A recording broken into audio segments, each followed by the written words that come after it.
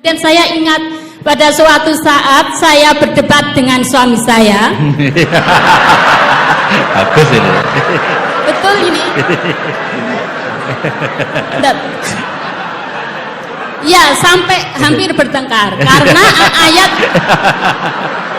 tentang ayat yang berbunyi aula mastumun nisa. Sebelum berangkat ke sini hampir 3 malam Gus, saya itu bermimpi jenengan sama Gus Kausar. Ya nggak tahu apa isyaratnya. Mungkin kok bisa ketemu dalam mimpi sampai 3 hari. Gus Baha, Gus Kausar, kemudian saya sowan duduk di bawah. Dan ternyata betul tidur itu bisa mempertemukan kita.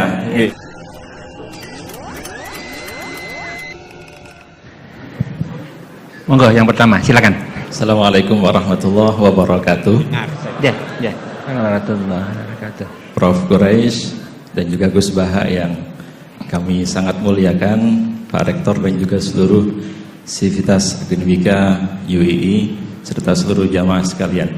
Pertama saya mengucapkan terima kasih atas kesempatan yang diberikan dan juga apresiasi kepada UII atas inisiatif ngaji bareng yang luar biasa dengan tema meneladani khazanah tafsir Al-Quran di Indonesia. Jadi sebagaimana harapan kita semua, termasuk juga saya ingin seperti Gus Bah jadi orang goblok Gus. Jadi menyempatkan dan memberanikan diri untuk bertanya. Sebelum berangkat ke sini hampir 3 malam Gus, saya itu bermimpi jenengan sama Gus Kausar.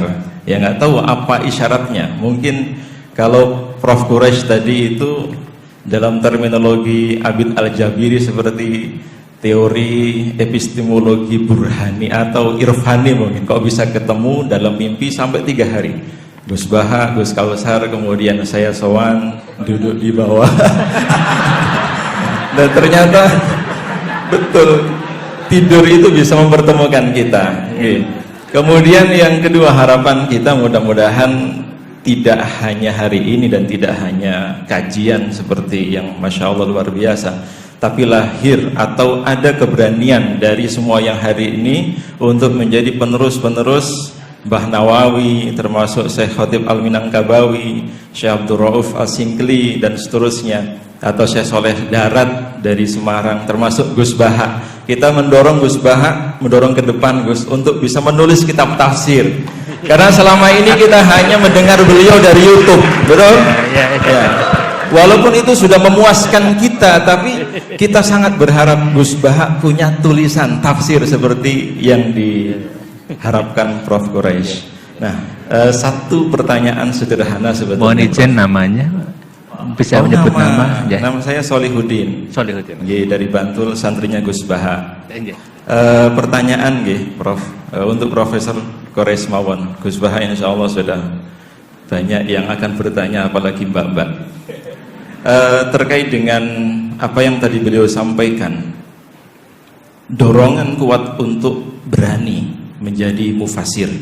Salah satu yang disyaratkan oleh Imam Syatibi atau termasuk di dalam beberapa ulumul Quran itu kan tauhid menjadi fondasi utama sebagai seorang mufasir. Tapi saya sangat setuju dengan Prof Quraisy bahwa objektivitas itu menjadi syarat utama seorang mufasir. Kalau misalnya kita pernah baca-baca tentang ulama dari Pakistan, Fazlur Rahman misalnya, terkait dengan teori double movement-nya atau gerakan ganda, itu kan menafsirkan Al-Quran mungkin berbeda dengan Ibnu Taimiyah. Dalam Muqaddimah fi Usuli Tafsirnya kan beliau menjadi pondasi utama yang melahirkan kerangka teori tafsir bil maksur, Al-Quran dengan Quran, Quran dengan hadis, Quran dengan sahabat dan seterusnya.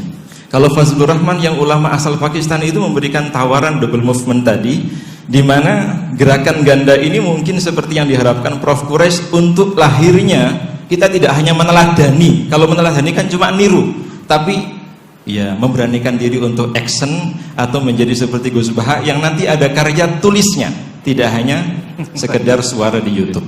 Nah, salah satu tawaran itu mudah-mudahan nanti bisa diluruskan sama Prof Quraisy adalah ada sosiohistoris yang terlebih dahulu dipahami.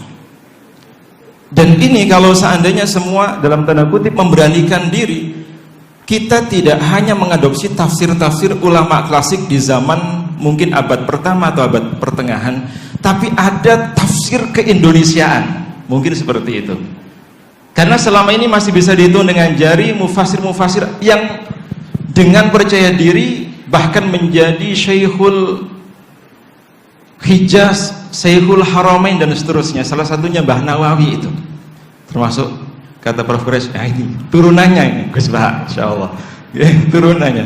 Mudah-mudahan juga semakin ada. Nah, keberanian kita salah satunya mungkin kalau kita boleh ambil dari teorinya Fazlur Rahman, double movement tadi itu, memahami sosiohistoris tentang apa, bagaimana, sebab apa Al-Quran diturunkan atau asbabun nuzulnya.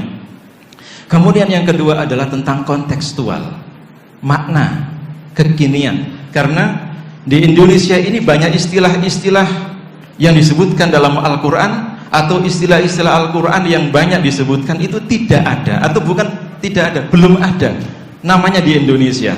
Nah, Prof. Quraisy itu terlalu berani dan saya acungi jempol. Beliau berani menafsirkan misalnya nakhlah dengan kelapa nggih, Prof. Bukan pisang atau yang lain. Kenapa? Mungkin ada kemiripan dan seterusnya. Dan kita memang membutuhkan itu. Mudah-mudahan dengan kehadiran ngaji bareng yang diinisiasi oleh UII, semakin banyak mufasir-mufasir dari kalangan akademik, terutama juga yang lain dari jamaah yang hadir pada pagi hari ini. Terima kasih, itu yang bisa saya sampaikan. Kurang lebihnya mohon maaf. Assalamualaikum warahmatullahi wabarakatuh. Waalaikumsalam warahmatullahi wabarakatuh. Baik, selanjutnya dari ibu-ibu satu yang paling depan dulu ya. Mikrofon Mas ya, ibu yang depan. Ada mikrofon sebelah selatan. Mohon dibantu mikrofon. Yang depan Mbak. Baris depan. Ibu dari IKI, ini Ikatan Keluarga Ibu-Ibu UII ya. IKI ya, IKI UII ya. Ya, silakan Ibu ya. Bismillahirrahmanirrahim.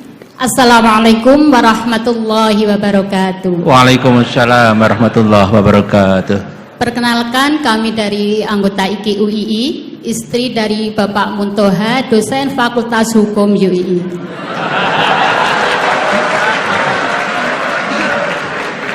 Maaf, tadi diminta oleh mbaknya untuk memperkenalkan diri. Ya, monggo Bu Muntoha ya. Kepada yang terhormat Bapak Profesor Dr. M. Quraisy Shihab dan Kiai Haji Ahmad Baharudin Nur Salim. Tadi sudah disampaikan banyak hal tentang tafsir, yang tadi menyinggung tentang pernikahan, kemudian tentang Anisa, tentang perempuan dan sebagainya. Kemudian saya ingat pada suatu saat saya berdebat dengan suami saya. Bagus ini. Betul ini.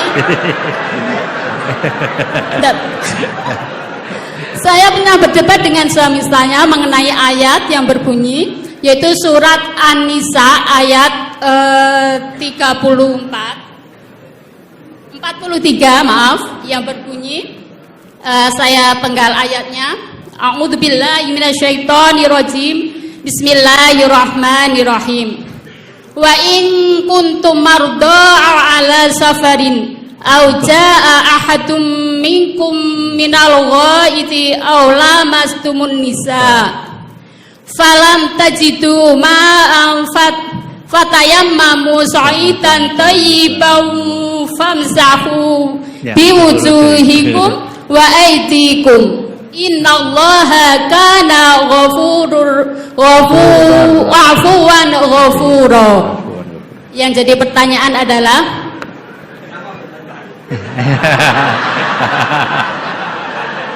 ya, sampai hampir bertengkar karena ayat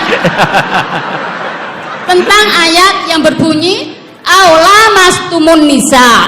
Oke, aula mastumun nisa. Di sini kami teringat dulu waktu masih kuliah di IAIN, pelajaran usul fikih, yang mana dosen saya almarhum beliau sudah Pak Nur Madawam. Beliau menerangkan tentang arti dari aula mastumun nisa. di mana beliau sebenarnya tidak bisa memberikan jawaban yang pasti. Hanya beliau menyampaikan perbedaan pendapat dari kata aula mastumun nisa, yaitu ada dua mazhab. Yang satunya berpendapat bahwa aula mastumun nisa itu artinya adalah menyentuh, dan mazhab yang satunya saya lupa mazhab apa, itu maknanya adalah berhubungan suami istri. Nah, pada suatu saat saya berdebat dengan suami, yang mana untuk memastikan sebenarnya makna dari aula mastumun nisa itu apa. Kemudian suami saya bersikuku bahwa aula mastumun nisa makna dari menyentuh itu adalah menyentuh kulit. Nah, kemudian saya bersikuku bahwa makna dari aula mastumun nisa itu adalah berhubungan. Nah, setelah hari berikutnya suami saya goda.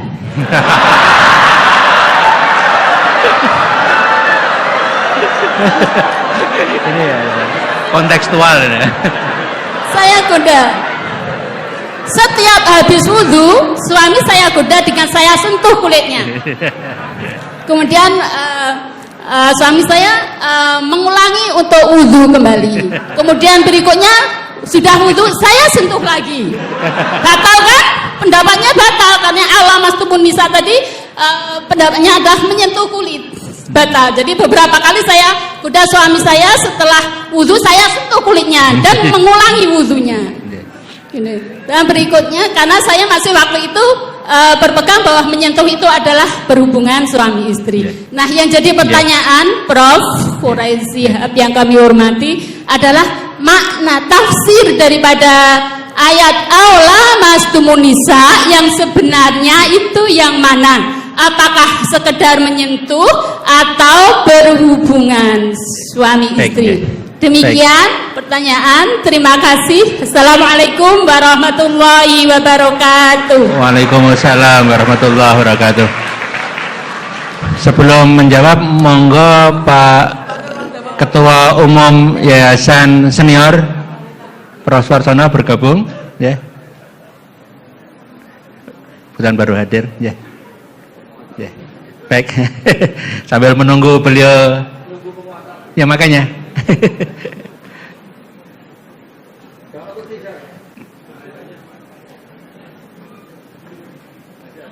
Ya.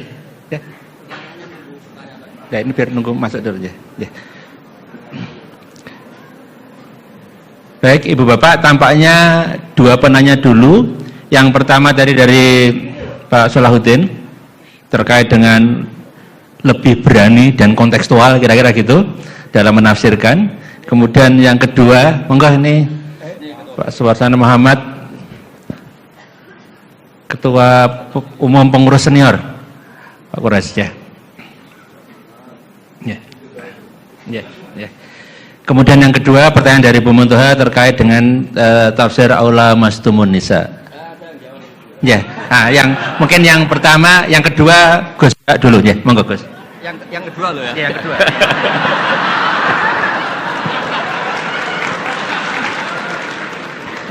Nggak dijawab juga ya, kenapa bertengkar?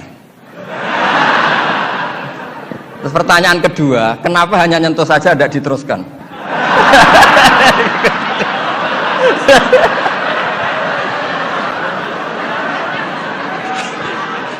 Nggak dikasih mic juga. Ya satu ya, pertanyaannya kenapa bertengkar?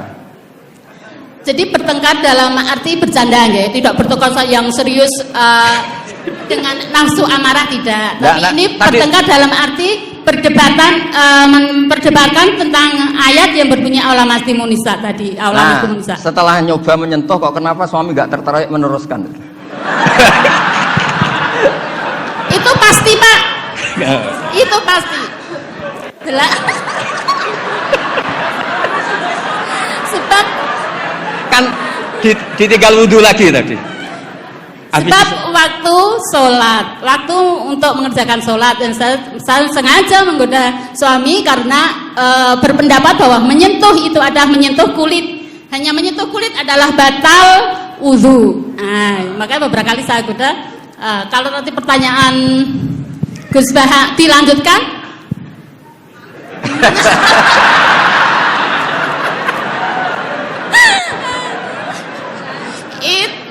Menunggu waktu. Menunggu waktu. Enggak begini ya. Ini tadi saya minta Pak Warsono ikut berdiri ini yang punya badan wakaf yang ketua. Begini. Yang jelas jangan memicu kata Pak Rektor dulu MZU dan Newcastle United sama apa? Manchester United. Karena ini sudah jadi madhab identitas. Kalau yang seperti itu NU, seperti ini Muhammadiyah, kayak kunut lah. Kunut itu NU, tidak kunut itu Muhammadiyah. Berarti Imam Syafi'i itu NU, Abu Hanifah itu Muhammadiyah. Begini, kita kan nekuni itu ya, nekuni sekali. Saya bilang nekuni sekali bukan niat sombong enggak, supaya Anda tahu Rektor milih saya jadi ahli tafsir itu enggak salah. Memang benar-benar saya tekuni. Profesor Zaini maksudnya bukan? Dekat. Oh ya ya. Ya tadi karena saya sebenarnya sudah uzlah tadi, yang Pak Kores enggak pernah setuju. Begini ya. Dalam kitab Ahkamul Quran yang ditulis Imam Baihaqi meriwayatkan makalah-makalah Imam Syafi'i, beliau jelas ngendikan, lamisa dari mulamasah. Mulamasah itu nyentuh. Naha Rasulullah an bai'il mulamasah. Ini saya cerita Imam Syafi'i dulu, enggak cerita suami Anda, enggak cerita Pak Muntaha Anda. Naha Rasulullah an bai'il mulamasah. Nabi itu menyegah, melarang jual beli yang hanya unsur disentuh, kemudian itu pengganti kata luzum. Kali sudah disentuh berarti oke. Sehingga beliau yakin seyakin-yakinnya kalau mulamasah urusan al-jassu bil yad, memang menyentuh. Nah, satu-satunya riwayat yang populer itu adalah Ibnu Abbas. Ibnu Abbas mengartikan awalamastumun nisa itu au jama'tumun nisa, memang sampai hubungan suami istri. Berarti Anda Ibnu Abbas, suami Anda Imam Syafi'i. Nah, Kiai Jawa itu paling pinter ngerekayasa hukum. Kiai NU itu kalau keseharian kalau tersentuh istrinya memang wudu. Kalau banget diteruskan, cantik banget diteruskan. Saya ulang lagi ya, Kiai NU kalau disentuh istrinya wudu. Kalau cantik banget diteruskan. Enggak nyindir, ini cerita aja gitu. Pengalaman Gus Bah. Ya, alhamdulillah berarti cantik banget. Nah, tapi kan madhab Syafi'i itu ada problem, yaitu beliau meyakini dan hampir semua ulama meyakini kalau tawaf itu harus suci. Dan kalau berdesaan di Ka'bah, zahmah itu kan pasti kesentuh perempuan. Nah, di bab ini KBIH memberi saran, sudahlah di bab ini intikal madhab, kamu kesentuh perempuan atau sebaliknya tidak batal. Tapi di kehidupan sehari-hari memang perasaannya orang-orang Syafi'i, sebenarnya itu orang Syafi'i bukan orang NU, tapi sudah diambil alih NU. Sampai ketahuan Pak Kures itu kalau di kampung-kampung, enggak Sayyidina NU, enggak Sayyidina ya Muhammadiyah. Gitu. Kalau kunut, padahal kita yang nekuni madhab tidak ada seperti itu. Ini Syafi'i, ini Maliki ini. Nah, tapi jangan juga nanti terus beralih. Ini madhabnya Pak Muntaha, ini madhabnya istrinya. Wah, malah ada pendiri madhab baru nanti dalam Islam. Ya, jadi konflik Anda, berdebat Anda bagus lah. Jadi kesannya UI itu di rumah pun ilmiah. Gitu. Jangan sampai debat begini. Itu gaji kamu di UI hanya sekian, tuntut Pak Warsono, jangan gitu. Itu kan tidak ilmiah. Alhamdulillah lah, itu bagus. Teruskan saja debatnya. Ya jelas ya, memang begitu riwayatnya begitu. Ya Anda nanti terserah. Kalau dalam ilmu tasawuf, madhab itu gampang. Kamu yakin tidak ketemu Allah dengan pendapat itu? Madhabun al-qawwahabi, kalau dalam ulama, hadza madhabi al-qawwahabi. Ini pendapat saya yang sampai ketemu Allah itu saya siap. Makanya saya ini bukan sok-sokan ini mengatur di depan Pak Kures, saya tidak mungkin bohong. Saya itu jadi kiai besar itu susah dan sungkan. Karena terus dihormati, disubyo-subyo. Jangan-jangan ini bagian duniawi. Sehingga saya kalau di rumah, tanya istri saya, keluarga saya. Kalau di rumah itu saya sering jenguk kiai-kiai mati, ini kiai kampung. Ini sebagai kafaro saya, jangan-jangan saya kenal Rektor UI itu bangga, kenal Ketua Badan Wakaf bangga. Sehingga ini urusannya hanya bangga-bangganan, keren-kerenan. Sampai segitu tradisi di keluarga saya ini. Karena ya memang itu tradisi. Dulu itu namanya Imam Syafi'i itu top terkenal. Tapi punya mitra debat, itu namanya Syaiban Ar-Ra'i. Itu pengembala kambing miskin. Suatu saat Imam Syafi'i jenguk ke Syaiban Ar-Ra'i ini. Tanya, menurut kamu zakat itu wajib pada siapa? Kata Syaiban Ar-Ra'i, menurut kamu apa menurut saya? Ya menurut kamu, saya tanya kamu ya menurut kamu. Ala kulli ghaniyin wa faqirin. Zakat itu wajib bagi orang kaya dan orang fakir. Loh kenapa? Masa orang fakir sudah miskin wajib zakat? Memangnya orang fakir hartanya bersih semua? Enggak kan? Saya memberi contoh itu nyuwun sewu, tampaknya menyinggung. Di kampung saya itu kan kalau ada acara misalnya haul atau pengajian atau apa. Gak mungkin kan di UI tak contohkan acara apa gitu yang pakaiannya serono kan, gak mungkin misalnya acara-acara apa. Itu orang yang hanya beli rafia, ngerti itu sama rafia? Apa bahasa Indonesia rafia itu? Sudah pokoknya rafia. Itu lapangan tuh gak jelas milik siapa. Yang pertama masang rafia itu yang paling berhak menerima apa? Parkir. Dan akhirnya ya dapat uang. Coba itu atas nama fikih itu sah apa enggak? Itu kalau atas nama orang fakir, yang fakir enggak dia tok. Kalau atas nama tamaluk, apa dia memiliki itu, milik orang banyak. Itu banyak tukang parkir yang di kampung saya terus tanya, iya Gus bener jenengan, kita yang tukang parkir itu nanti trotoar juga gitu, hanya modal rafia terus dia berhak. Artinya apa? Rezeki orang miskin juga banyak yang masalah kalau nggak dizakati itu. Terus Imam Syafi'i tertawa-tawa. Ya tertawa-tawa artinya terjadi madzhab bersama. Negara hanya mewajibkan zakat sama orang kaya karena itu yang harus dituntut kalau udah zakat. Tapi orang miskin silahkan, yang merasa rezekinya juga macam-macam itu juga harus zakat, karena zakat itu filosofinya itu kan tathhirul mal, mensucikan harta. Dan kita tadi wong nggak ikut punya lapangan, nggak ikut punya trotoar, hanya modal rafia, terus kita yang berhak, orang lain tidak berhak, padahal orang lain ini bisa lebih miskin ketimbang kita. Nah itu pentingnya debat. Itu lebih mutu timbang debatnya suami Anda dan Anda ini, Sebana Roy. Tapi itu bagus, itu kasih bonus Pak Rektor, itu hebat itu. Di rumah masih debat fikih itu hebat itu. Dia nggak tenawar. Terima kasih. Baik, yang pertama tadi pertanyaannya terkait dengan kerinduan. Kerinduan untuk mendapatkan tafsir yang berani dan kontekstual, termasuk kerinduan, mohon izin Gus Bah, kerinduan tafsirnya Gus Bah sekapan keluar gitu. Gitu ya Pak. Saya menyampaikan ini. Ya, mohon pendapatnya. Bagaimana caranya supaya lahir tafsir Indonesia yang berani dan kontekstual keindonesiaan? Bagaimana caranya? Mari kita bersama-sama menugaskan UII untuk itu. Itu cara yang paling tepat.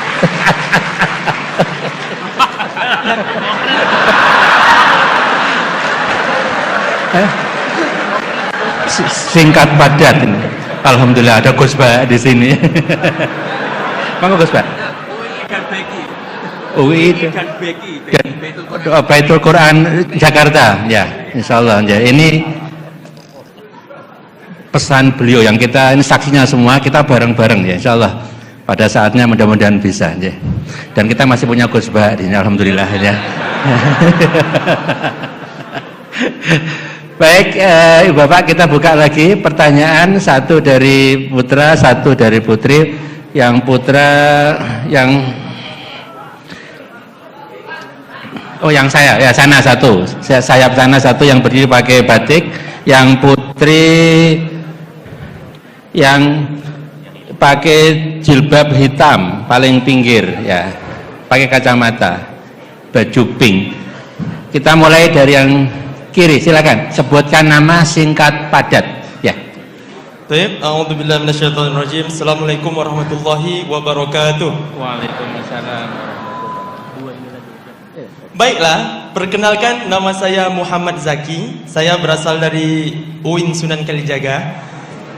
Pertanyaan saya ialah, ini berkaitan juga tentang surah An-Nisa, yaitu surah An-Nisa ayat 3 dan surah An-Nisa ayat 129. Yang mana saya bacanya saya agak kurang paham, Pak. Jadi ayat 3-nya begini. Ayat 3-nya kan ini kan tentang poligami. Di ayat 3-nya ada syaratnya, fa in khiftum alla ta'dilu. Ta'dilu itu kan merupakan syaratnya, Pak ya. Kemudian fa in khiftum alla ta'dilu fawahidah. Kemudian di ayat 129 itu dikatakan walan tastati'u an ta'dilu bainan nisa. Kemudian ditambah lagi dengan kalimat walau harastum. walaupun kalian sangat mau untuk bertindak adil. Jadi yang saya tangkap di ayat 3 itu adalah syaratnya. Kemudian di ayat 129 ini adalah pembatal syarat tersebut. Apakah pemikiran saya itu betul atau bagaimana pelurusannya, Pak? Ya, itu aja. Terima kasih Mas Zaki. Ini surat An-Nisa lagi ini. Selanjutnya silakan. Silakan Mbak ya, sebut nama dan asal ya. Bismillahirrahmanirrahim. Assalamualaikum warahmatullahi wabarakatuh. Waalaikumsalam warahmatullahi wabarakatuh. Sebelumnya perkenalkan, nama saya Gita Risma Rosanti, mahasiswa Universitas Islam Indonesia, program studi Pendidikan Agama Islam 2022. Tadi saya menyimak, Masya Allah sekali, materi yang telah dipaparkan oleh Prof. Quraisyhab dan Gus Baha. Terima kasih atas materinya. Pertanyaan saya akan ajukan kepada Prof. Quraisyhab. Cukup sederhana, Prof. Pertanyaannya yaitu, apakah ada kejadian spesial atau peristiwa, suatu keajaiban yang dirasakan Prof ketika menulis tafsir Al-Misbah? Kemudian pertanyaan kedua, setiap tindakan atau perbuatan yang kita lakukan pasti ada tantangannya. Nah, pertanyaannya ialah apakah ada tantangan yang menurut Prof itu tersulit ketika menulis tafsir Al-Misbah sendiri? Terima kasih. Wassalamualaikum warahmatullahi wabarakatuh. Waalaikumsalam warahmatullahi wabarakatuh. Pertanyaan pertama tampaknya akan dijawab lagi Gus Baha aja. Mantap. Ya. Ya. Ya. Ya. Ya. Gus Baha, ini pertanyaan pertama surat An-Nisa lagi Gus Baha katanya. Ini terkait dengan tadi, kalau nggak bisa adil ya satu saja, nah, dan nggak bisa adil katanya gitu ya. Monggo Gus, ya. Monggo Gus. Ya, bismillahirrahmanirrahim. Tadi kata Ketua Badan Wakaf, dicoba aja kalau berani. Nanti kan tahu rasa piring terbang. Begini, hampir semua mufasir sepakat. Mungkin Anda yang kuliahnya nggak pernah belajar itu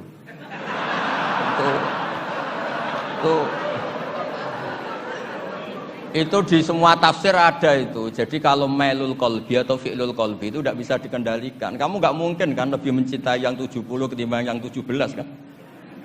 Secara jibilah watak kemanusiaan itu kan pasti mencintai yang lebih cantik, lebih muda, lebih loyal. Dan lebih belum tahu app kamu. Jadi fala tamilu kullal maili itu fi'lul qalbi. Nah, yang wa in khiftum alla ta'dilu atau fa in khiftum alla ta'dilu itu amru ilzam. Jadi hukum itu menjadi enggak masalah kalau kamu istri satu karena kamu takut tidak adil. Meskipun ya tetap saja enggak adil, masalah fi'lul qalbi. Kayak kita lah, kita kan secara ilzam Nabi wajibkan mencintai semua orang Islam. Tapi yang berbaik ke kita, yang sering ngasih uang kita, jasa kita, manfaat ke kita, tentu ya kena kaidah fi'lul qalbi, al-insan abdul ihsan. Masa yang menjadikan kita misalnya pegawai UII, yaitu orang tua kita, mendidik kita sampai kita jadi orang pinter, jadi pegawai UII, sama dengan orang Islam yang lain. Jadi secara hukum kita wajib ihsan sama semua orang. Tapi nanti fi'lul qalbi ya kena kaidah al-insan abdul ihsan. Ya sama lah, semua partai politik, partai Indonesia yang dipilih ya yang begitu, yang begitu nggak tahu saya terus. Nah, yang kamu cocok kok, kamu kok seudon betul. Jadi ada hukum, ada fi'lul qalbi. Jadi fala tamilu kullal maili itu hukum, tapi fi'lu kita adalah pasti ada kamu walan tastati wa ta'dilu bainan nisa walau harastum. Itu fi'lul qalbi. Jadi ada hukum, ada fi'lul qalbi. Itu biasa di ilmu tafsir. Ya, Zaki ya. Ya belajar lagi ya, jangan tanya dulu, belajar. Ya tahu. Baik ya. Baik, yang kedua tadi pertanyaan terkait dengan apa ada kejadian luar biasa dan tantangan ketika mengerjakan tafsir Al-Misbah. Prof. Quraisyhab. Silakan.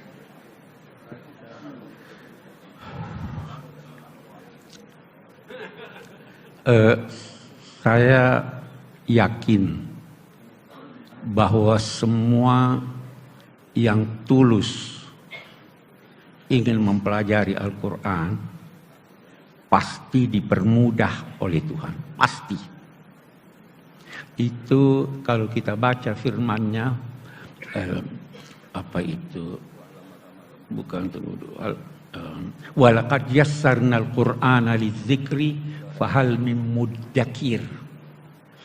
Kata Imam Al-Biqai menarik bahwa kata muddakir pada mulanya mutazakir, kemudian taknya dihapus menjadi muzakir, kemudian titiknya dihapus membacakan muddakir untuk mengisyaratkan, untuk mengisyaratkan bahwa upaya walau sedikit selama dibarengi dengan ketulusan dan kecintaan kepada Allah, Tuhan akan mempermudah yang bersangkutan.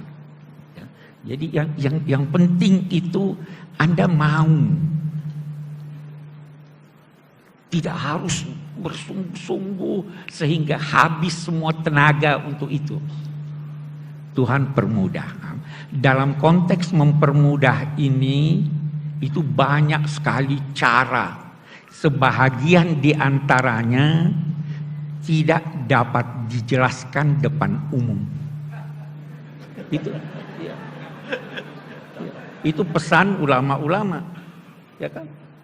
Jangan ceritakan itu. Jadi saya hanya bisa berkata, siapapun termasuk saya, termasuk nanti tim yang dibentuk oleh UII untuk merespons itu, pasti dapat kemudahan. Yang penting tulus. Kemudahannya macam-macam. Tadi saya sudah singgung, salah satu kemudahan itu yang kita lihat pada Kiai Bisri. Ya, jadi itu ada. Jangan pernah menduga tidak ada. Hanya saya tidak berani menceritakan. Oke, ya kan begitu ya Gus Baha, enggak boleh ya. Ini Pak Gus Baha yang lebih tahu. Jadi meneruskan istilah asror. Kalau tradisi ulama itu, innalillahi asroron la ya'rifuhal anbiya, wa innalil anbiya'i asroron la ya'rifuhal ulama, wa innalil ulama asroron la ya'rifuhal awam. Jadi pada level beragama itu pasti ada asror. Asror itu hubungan-hubungan privat yang nggak diketahui kecuali oleh pelakunya. Dan itu kalau orang-orang sudah makomnya wali itu sampai guyonannya gini, wali, saya makan sama kamu wiridan itu masih wali saya pas makan. Nah, kenapa begitu? Ternyata kamu pas wiridan itu hanya melibatkan Tuhan saja. Kamu punya utang, terus Tuhan disuruh nyaur. Kamu cinta cewek, terus Tuhan kamu libatkan, tolong Gusti kabulkan. Jadi sebenarnya Anda tidak ingat Allah, ingat hajat Anda dan Allah libatkan. Itu mbok wiridan sampai mati gak jadi wali karena sebetulnya gak ingat Allah, ingat masalahnya, kemudian Allah dilibatkan. Sementara kiai-kiai yang makan terus, malaman makan itu, nyon sewu, beliau juga manusia punya nafsu. Daripada nafsunya itu qabihah, jelek atau maksiat, dia melawan dengan mubah. Dia nyifati, wah sate ini enak, mie ayam ini enak, supaya tidak nyifati perempuan yang haram. Itu tidak gampang, lah itu asror. Terpaksa saya bocorkan karena disuruh Fakultas itu termasuk asror. Jadi ternyata nyifati, oh ini mie ini enak, sate ini enak, hanya melawan supaya saya tidak nyifati perempuan yang enggak halal. Dengan begitu tahu-tahu pagi, tahu-tahu tempat maksiat ya sudah tidak ada, dia selamat. Dan itu ilmunya ulama, itmamin mubahin illa wa yatahaqqaqu bihi tarku haramimma. Tidak ada mubah yang dilakukan kecuali meninggalkan haram. Wah itu asror. Ini saya bocorkan spesial untuk UI. Mungkin Pak Kures mau tambahkan sedikit aja yang asror. Jadi itu memang pesan itu. Nah, saya kira semua orang yang belajar walau sedikit dari ilmu tasawuf kan ada itu ya. Ini akan dijelaskan oleh Pak Rektor lebih jauh.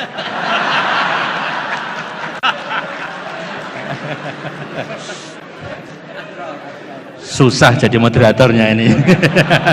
Karena asror tadi sesuatu yang privat. Wawadi dalam artian yang positif. Jadi rahasia-rahasia yang tidak mudah untuk diungkapkan di ruang publik, kira-kira seperti itu. Ibu Bapak, kita udah 1,5 jam lebih, nggak kerasa aja, sama.